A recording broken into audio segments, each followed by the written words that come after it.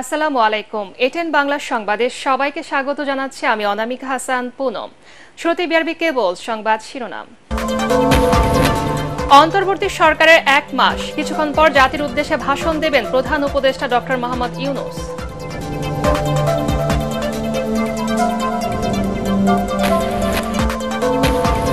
অভিযোগের ভিত্তিতে 8 জেলার নতুন ডিসি প্রত্যাহার, 4 জন বদলি। সচিবালয়ে আন্দোলন হট্টগোলকারীদের বিরুদ্ধে ব্যবস্থা নিতে তদন্ত কমিটি।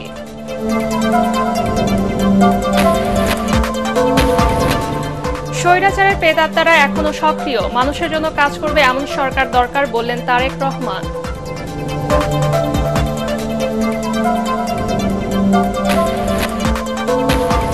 এবং নির্ধারিত সময়ে কর্মীদের বেতন পরিশোধে গার্মেন্টস মালিকদের নির্দেশ শ্রম উপদেষ্টা আসিফ মাহমুদের।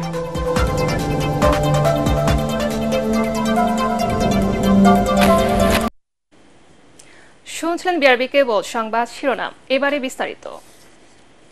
আর কিছুক্ষণ পর জাতির উদ্দেশ্যে ভাষণ দেবেন অন্তর্বর্তী সরকারের প্রধান উপদেষ্টা ডক্টর মোহাম্মদ ইউনূস। বিটিভি, বাংলাদেশ বেতার সহ বেসরকারি টেলিভিশন চ্যানেল ও রেডিওতে একযোগে প্রচারিত হবে প্রধান উপদেষ্টার এই ভাষণ। এর আগে গত 25 আগস্ট জাতির উদ্দেশ্যে ভাষণ দিয়েছিলেন প্রধান উপদেষ্টা।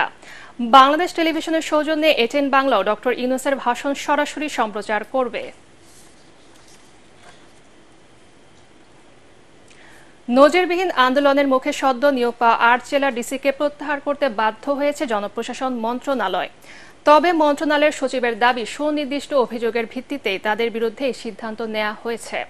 তবে তা প্রত্যাখ্যান করে সবার নিয়োগ বাতিলের দাবি জানান ডিসি পদ প্রত্যাশীরা। এই ঘটনায় সচিবালয়ে যারা হট্টগোল করেছেন তাদের বিরুদ্ধে ব্যবস্থা নিতে তদন্ত কমিটি গঠন করা হয়েছে। রিপোর্টে জানাচ্ছেন মাহবুব কবির চপল। জেলা প্রশাসক হতে না পেরে সচিবালয়ে আন্দোলন করছেন, বাংলাদেশে এমন নজির নেই। মঙ্গলবার ব্যাপক হট্টগোলের পরদিনও কর্মসূচি চালিয়ে যান পদ প্রত্যাশীরা। তাদের অভিযোগ, সদ্য নিয়োগ পাওয়া ডিসিদের অনেকেই আওয়ামী লীগের দলবাজি ও দুর্নীতি করেছেন। তাদের নিয়োগ বাতিলে আলটিমেটাম দেন আন্দোলনরতরা।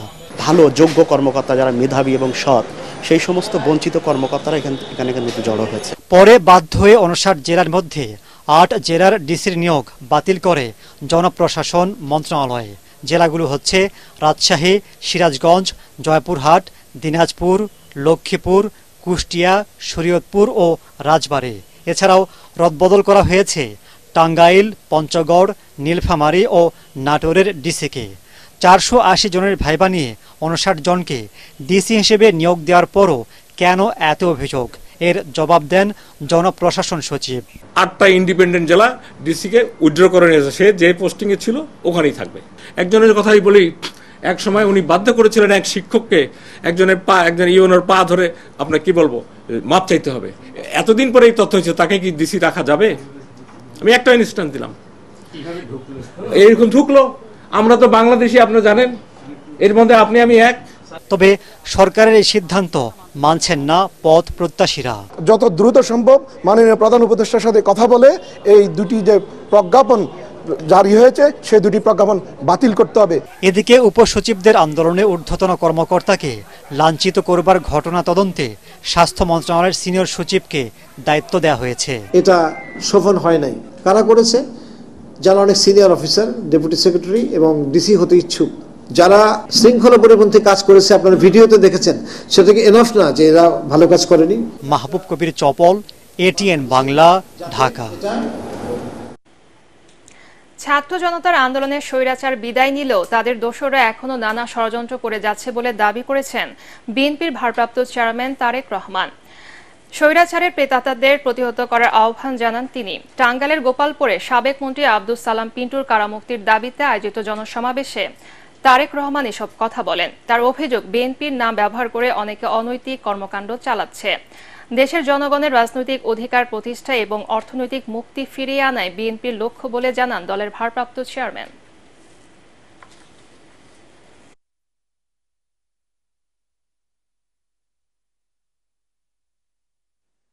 স্বৈরাচার বিদায় হয়েছে, স্বৈরাচারের প্রেতাত্মারা কিন্তু এখনো ঘোরাফেরা করছে। তারা বিভিন্ন রকম বিভ্রান্তি ছড়ানোর চেষ্টা করছে। তারা আপনাদের এই প্রিয় দল, বাংলাদেশের মানুষের প্রিয় দল, এই দলের নাম ব্যবহার করে অনেকে বিভিন্ন রকম অনৈতিক কাজের সাথে সম্পৃক্ত হয়েছে। এই ষড়যন্ত্র করে কোনো লাভ হবে না। বাংলাদেশের গণতান্ত্রিকামী মানুষ এবং শহীদ জিয়া, খালেদা জিয়ার প্রকৃত সৈনিক যারা, তারা এই ব্যাপারে প্রতিবাদ প্রতিরোধ গড়ে তুলবে। ছাত্র জনতার আন্দোলনের শহীদদের স্মরণে আগামী শনিবার কেন্দ্রীয় শহীদ মিনারের শোকসভা ও রোববার নয়াপল্টনে সমাবেশ করবে বিএনপি। কেন্দ্রীয় কার্যালয়ে যৌথ সভা শেষে সংবাদ সম্মেলনে দলের স্থায়ী কমিটির সদস্য ডাক্তার AZM জাহিদ হোসেন নতুন কর্মসূচি ঘোষণা করেন। এ সময় তিনি বলেন, দেশের বিরুদ্ধে পরাজিত শক্তির ষড়যন্ত্র থেমে নেই। দেশি বিদেশি ষড়যন্ত্রকারীদের প্রতিহত করতে রাজপথে থাকবে বিএনপি। রোববার ঢাকা ছাড়াও সারা দেশের বিভাগীয় শহরে র্যালির আয়োজন করা হবে বলেও জানান বিএনপির এই নেতা।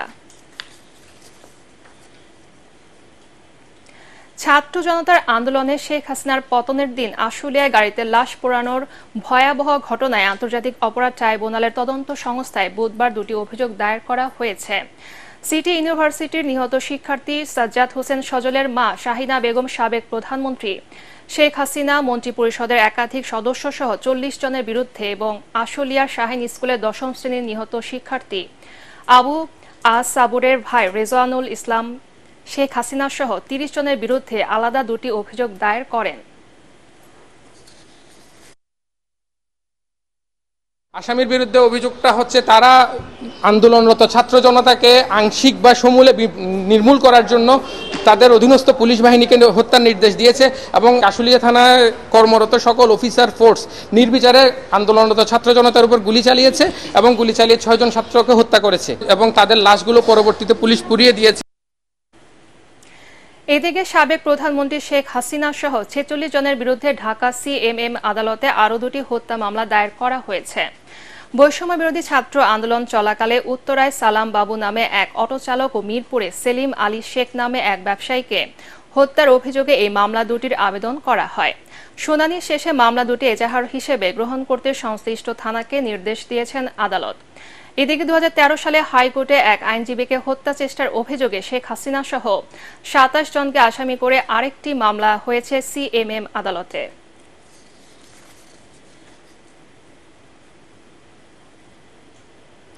রাজধানীর বাড্ডা থানায় দায়ের করা হত্যা মামলায় সাবেক প্রধানমন্ত্রী শেখ হাসিনার বিদ্যুৎ, জ্বালানি ও খনিজ সম্পদ বিষয়ক উপদেষ্টা ডক্টর তৌফিকি এলাহি চৌধুরীর 4 দিনের রিমান্ড মঞ্জুর করেছেন আদালত।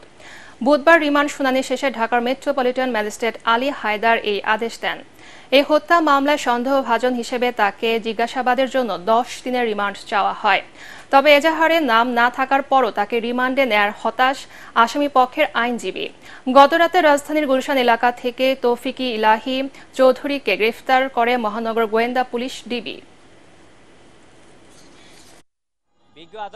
এই হত্যার বিষয়ে আর কারা কারা জড়িত এবং এই হত্যার পিছনে আর কারা কারা আছে এই বিষয়ে বিশদভাবে জিজ্ঞাসাবাদ করার জন্য এই আসামি প্রাথমিকভাবে কিছু তথ্য দিয়েছেন এবং আরও তথ্য পাওয়ার জন্য তাকে অধিকতর জিজ্ঞাসাবাদ করা প্রয়োজন, যার জন্য রিমান্ডে তিনি প্রার্থনা করেন। বিজ্ঞ আদালত উভয়ের বক্তব্য শুনে এই আসামির বিরুদ্ধে 4 দিনের রিমান্ড মঞ্জুর করেন। বাদী জানে না আসামিকে, আসামি জানে না মামলার বাদীকে। এই হচ্ছে আমাদের দেশের মামলার অবস্থা। আমরা আয়ুব সাহেবকে জিজ্ঞাসা করেছিলাম যে আপনি 10 দিন রিমান্ড চেয়েছেন, 10 দিন রিমান্ডের ব্যাপারে ওনার কি তথ্য পেয়েছেন আপনারা গতকাল গ্রেপ্তার করার পরে, যে এখানে আপনাদের 10 দিন রিমান্ড প্রয়োজন। আয়ুব সাহেব সঠিক উত্তর দিতে পারে নাই। নির্ধারিত সময় কর্মীদের বেতন পরিশোধে গার্মেন্টস মালিকদের নির্দেশ দিয়েছেন শ্রম উপদেষ্টা আসিফ মাহমুদ। একই সাথে ন্যূনতম মজুরি পুনর্মূল্যায়নের আশ্বাস দিয়েছেন তিনি। এদিকে চলমান অস্থিরতায় আজও শতাধিক পোশাক কারখানা বন্ধ ছিল। বেতন বৃদ্ধি সহ নানা দাবিতে নবীনগর চন্দ্রা মহাসড়ক অবরোধ করে রাখে শ্রমিকরা। বিদেশি ষড়যন্ত্রে পোশাক শিল্পের এমন সংকট বলছেন ব্যবসায়ীরা। শরফুল আলম জানাচ্ছেন বিস্তারিত। 2 সপ্তাহ ধরে পোশাক কারখানায় কর্মী ছাঁটাই বন্ধ, মজুরি বাড়ানো সহ বেশ কয়েকটি দাবিতে আন্দোলন করছেন শ্রমিকরা। বুধবার ঢাকা টাঙ্গাইল মহাসড়ক অবরোধ করে রাখেন তারা। সাভারের আশুলিয়ায় 22টি তৈরি পোশাক কারখানা বন্ধ করে দেয়া হয়। এছাড়াও বেশ কয়েকটি কারখানায় চলছে অনির্দিষ্টকালের ছুটি। পোশাক কারখানায় নিরাপত্তায় আইনশৃঙ্খলা বাহিনী অতিরিক্ত সদস্য মোতায়েন করা হয়েছে।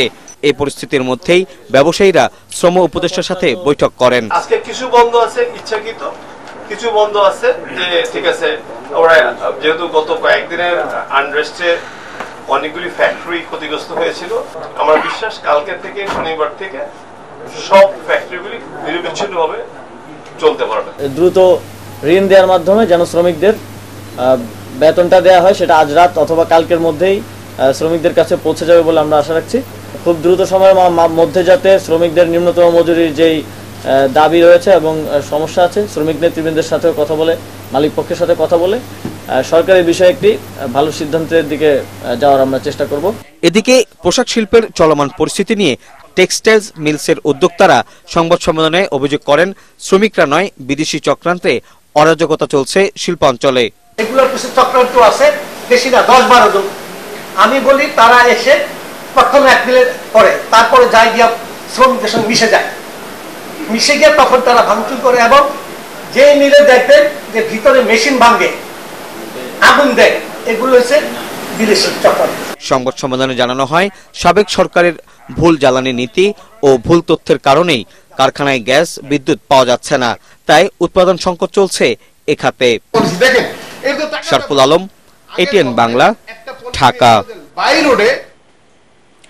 অন্তর্বর্তীকালীন সরকার জনগণের অভিপ্রায় না শুনে তাদের পছন্দ অনুযায়ী বিভিন্ন জায়গায় নিজেদের লোক নিয়োগ দিচ্ছে বলে মন্তব্য করেছেন কবি ও লেখক ফরহাদ মাজহার। রাজধানীতে এক সেমিনারে তিনি বলেন, ৭২-এর সংবিধান মূলত পাকিস্তানের।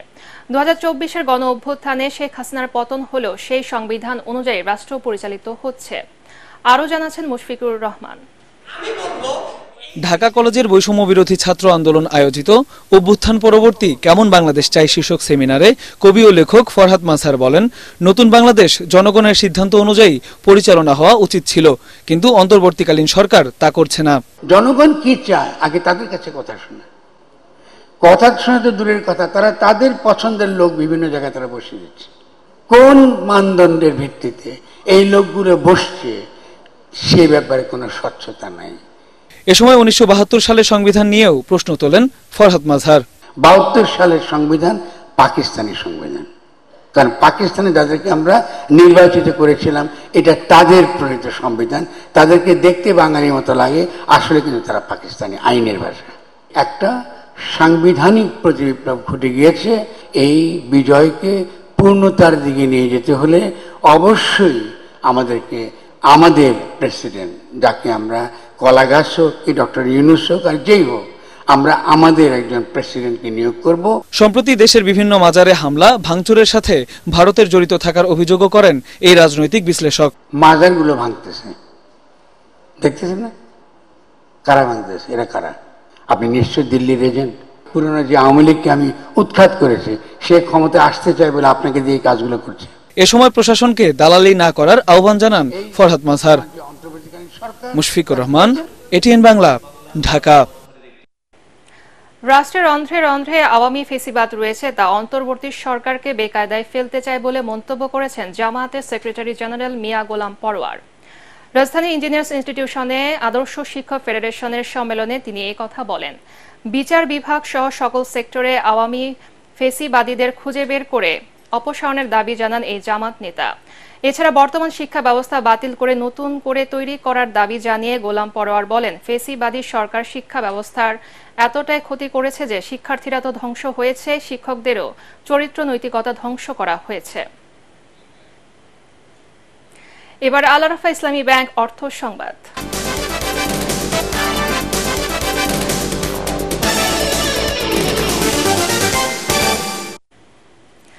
আকিজ বশি গ্রুপ আয়োজিত এসডিজি ব্র্যান্ড চ্যাম্পিয়ন অ্যাওয়ার্ডসের দ্বিতীয় সংস্করণে ৩৯টি টেকসই উদ্যোগকে সম্মান জানানো হয়েছে।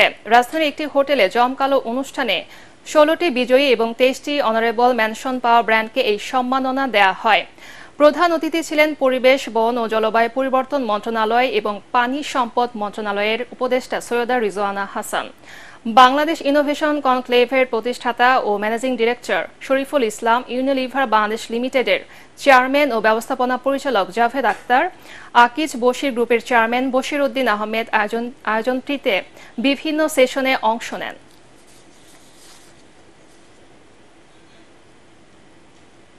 এবারে আন্তর্জাতিক সংবাদ।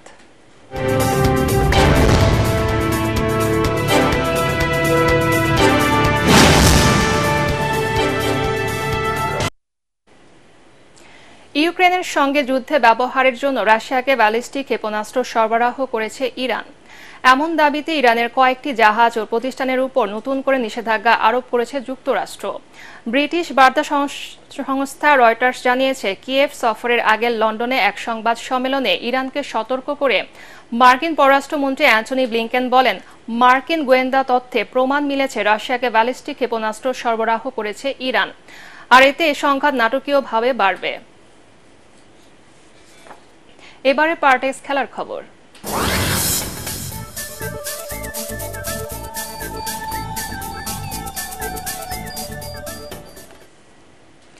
দলীয় রাজনীতি মুক্ত ক্রীড়া অঙ্গন গড়ার অঙ্গীকার করলেন সাবেক খেলোয়াড় ও সংগঠকরা। এ উপলক্ষে রাজধানীর একটি হোটেলে এক মত বিনিময় অনুষ্ঠানে বিভিন্ন জেলা ও ক্রীড়া সংস্থার কর্মকর্তারা কথা বলেন। তাছাড়া বাফুফের সভাপতি কাজী সালাউদ্দিনের পদে থেকে যাওয়া সম্পর্কে বলা হয়, ফুটবলের প্রতি কোনো ভালোবাসা থাকলে নিজে থেকেই তিনি সরে যেতেন। আওয়ামী লীগ গত 17 বছরে যে ভুল করেছে, আমরা এরকম কোনো ভুল করতে চাই না। কারণ আমরা বাংলাদেশে আর কোনো স্বৈরাচারের জন্ম হোক সেটা দেখতে চাই না। আমরা চাই সুন্দর একটি রাজনৈতিক পরিবেশ তৈরি হোক এবং রাজনৈতিকরণ মুক্ত এবং দলীয়করণ মুক্ত ক্রীড়াঙ্গন আমরা দেখতে চাই। সত্যিকার অর্থে স্পোর্টস লাভার হতো, স্পোর্টসের প্রতি তার যদি থাকতো তাহলে সে রিজাইন করতো। আমরা যেহেতু এখানে ফুটবলের যেহেতু ফিফার একটা এখানে অংশগ্রহণ আছে, আমরা এমন কোনো স্টেপ নিতে চাই না যাতে আমাদের উপরে দোষ আসে যে আমরা ক্রীড়াঙ্গনে স্থবিরতা নিয়ে আসছি বা ফুটবলের উপরে কোনো কিছু নিয়ে আসছি।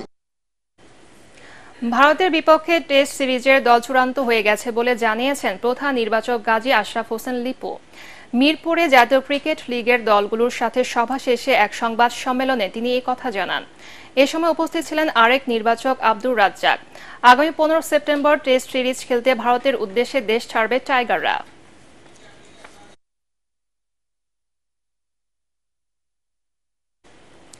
শেষ করার আগে বিআরবি কেবল সংবাদ শিরোনাম আরেকবার। অন্তর্বর্তী সরকারের 1 মাস, কিছুক্ষণ পর জাতির উদ্দেশ্যে ভাষণ দেবেন প্রধান উপদেষ্টা ডক্টর মোহাম্মদ ইউনূস।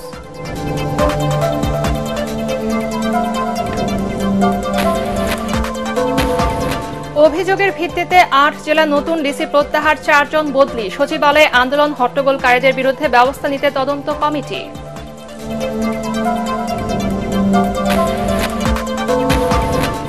স্বৈরাচারের প্রেতাত্মারা এখনো সক্রিয়, মানুষের জন্য কাজ করবে এমন সরকার দরকার বললেন তারেক রহমান।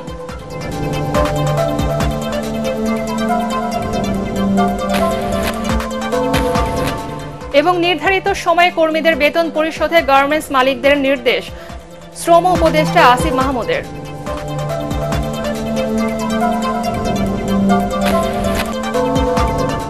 পরবর্তী সংবাদ দেখার আমন্ত্রণ জানিয়ে এখন তার মতো শেষ করছি। এটিএন বাংলার সংবাদ ইউটিউবে দেখতে ব্রাউজ করুন, youtube/ATN বাংলা নিউজ। ধন্যবাদ সবাইকে।